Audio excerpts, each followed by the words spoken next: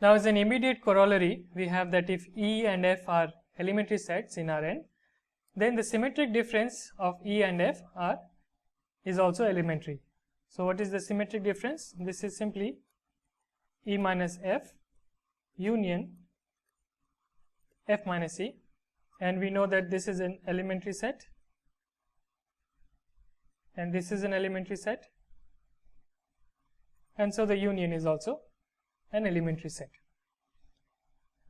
Now let us look at the properties of our elementary measure that we define.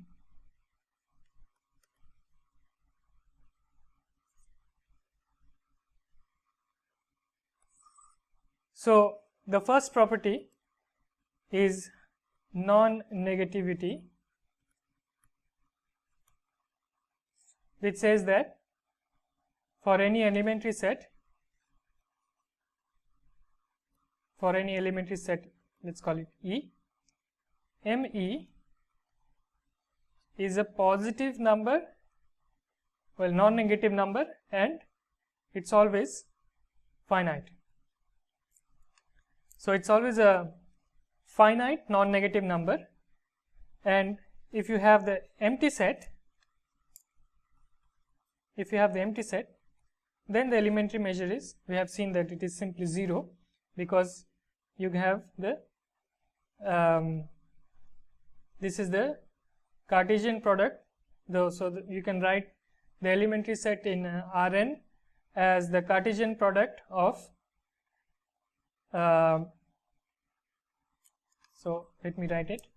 So you can write here phi to be the Cartesian product of intervals I1, In, where each I is an empty interval, meaning that this can be written as x in R such that AI less than x less than AI.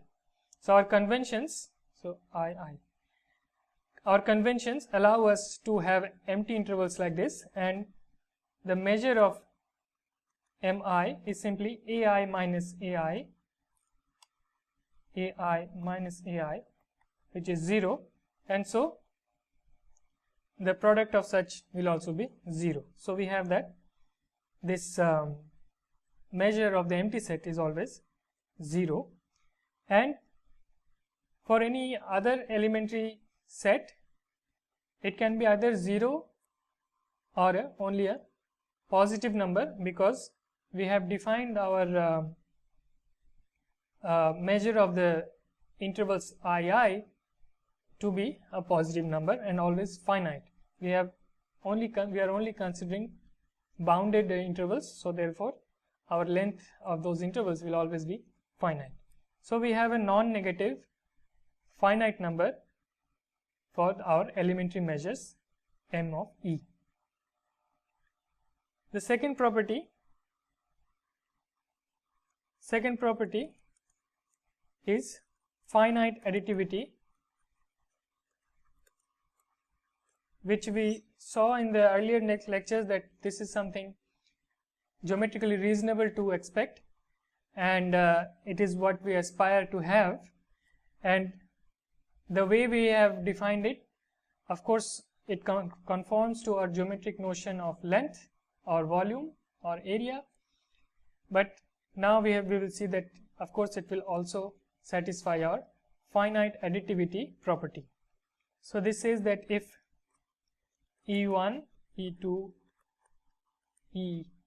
En are elementary subsets of Rn, then the measure elementary disjoint subsets of Rn, then the measure of E1 union E2 union En, this is simply the sum of the elementary measures of each EI. Of course, this is an elementary set. We have seen it for two sets E and F, but of course by induction you can prove it for any arbitrary finitely many elementary sets in Rn. So union of finitely many elementary sets is elementary, and so the elementary measure of the union is simply the sum of the elementary measures of each individual EI when you have disjoint elementary subsets. This is known as finite additivity. So if you just take 2 E union F, then it is obvious, because this is the union of BI's. Let's say E is the union of BI's, and then F is the union of BJ primes. So now this is a union of B1 union B2 union Bn, and then union B1 prime union B2 prime union Bm prime.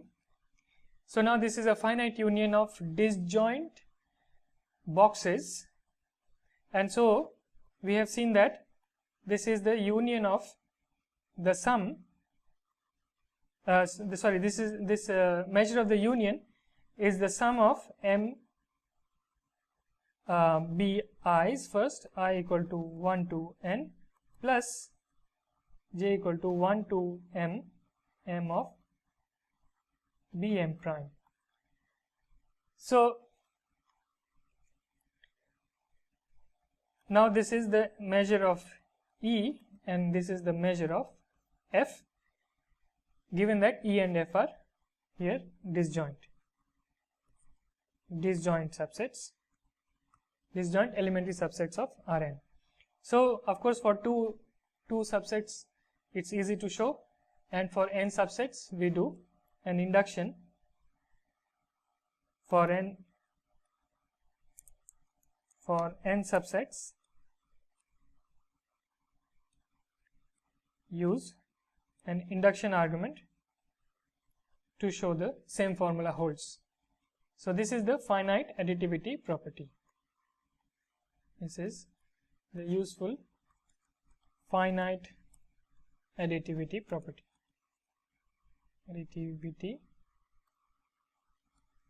Property of the elementary measure.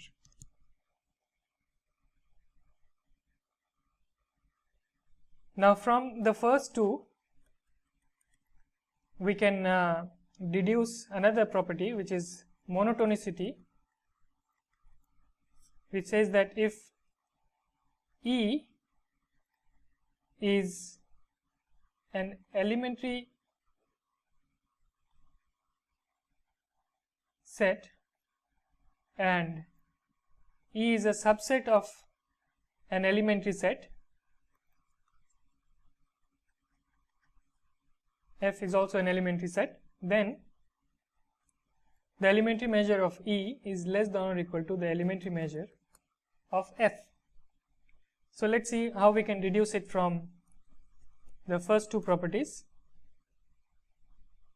So first of all, the measure of F can be written as the measure of E union the measure of F minus E. Note that here E is elementary, so the elementary measure is well defined, and we have seen from previous lemma that this is an elementary set, so the elementary measure is again well defined. And now E and F minus E and F minus E are disjoint elementary subsets.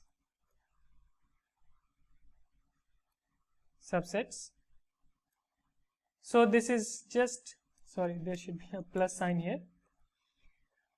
So this is simply by the finite additivity property.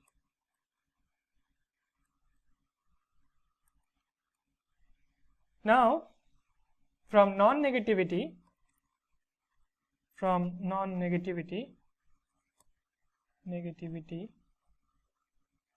we know that the measure of F minus E is always positive.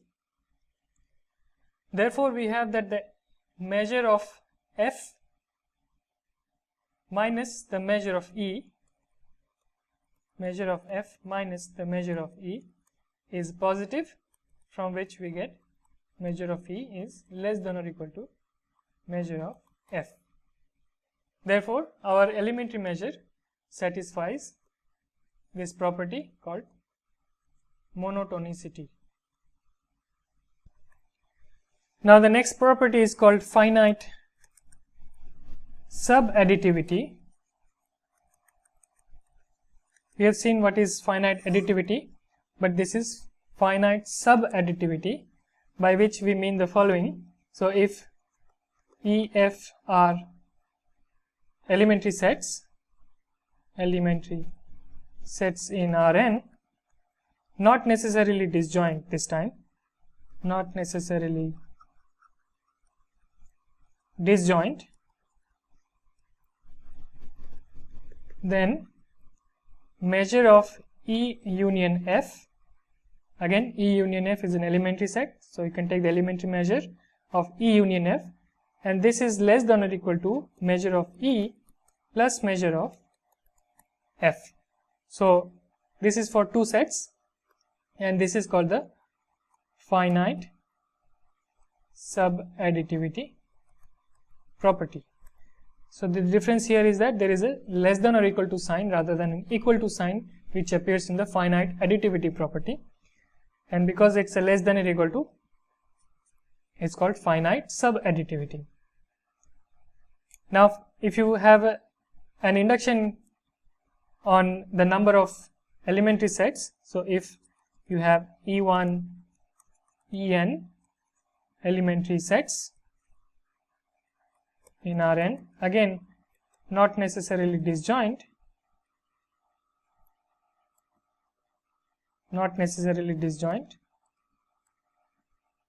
then the measure of the union of all these sets I equal to 1 to n is less than or equal to the sum of MEI from I equal to 1 to n.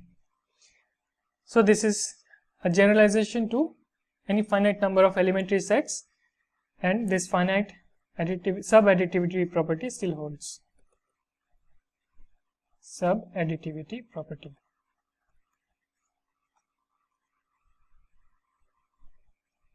So let's see the easy proof. So here let me just prove it for two sets E and F. So E, F elementary. Now let me write E union F as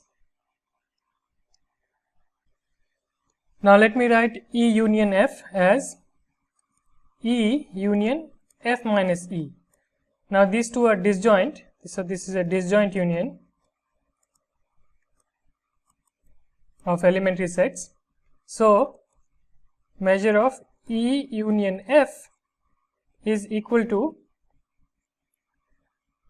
the measure of E plus the measure of F minus E, and this is less than or equal to M of E plus M of F, because F minus E is a subset of F.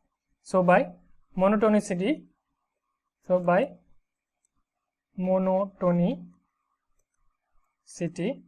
we get this immediately. One could also use different other different decompositions using the intersection.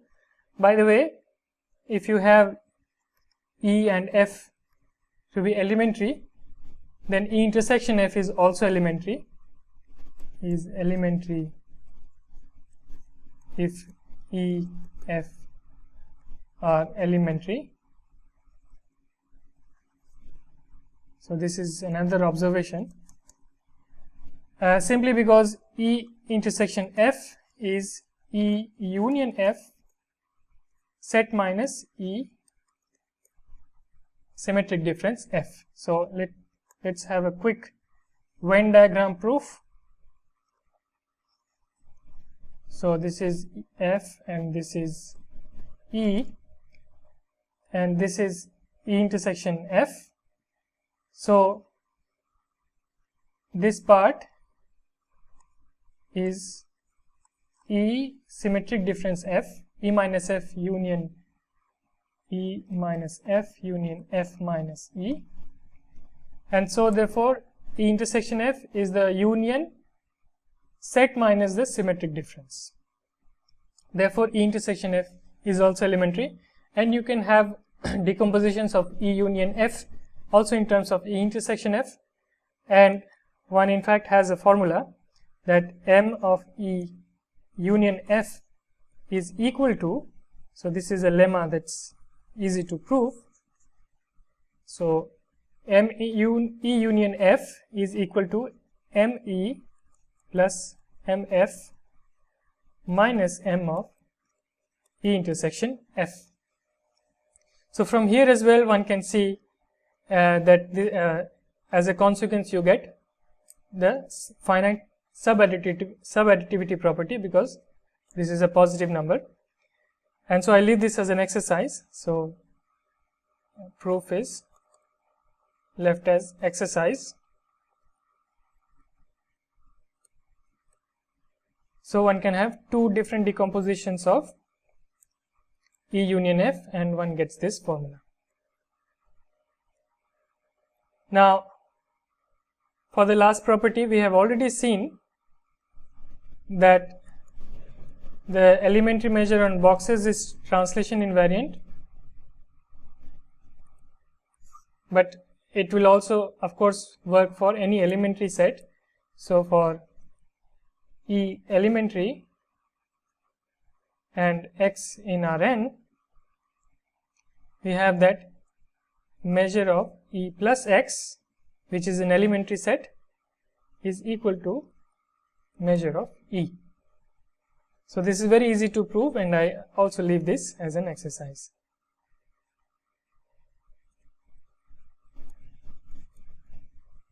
So we stop our lecture here, and in the next lectures we will introduce the concept of Jordan measure and Jordan measurability.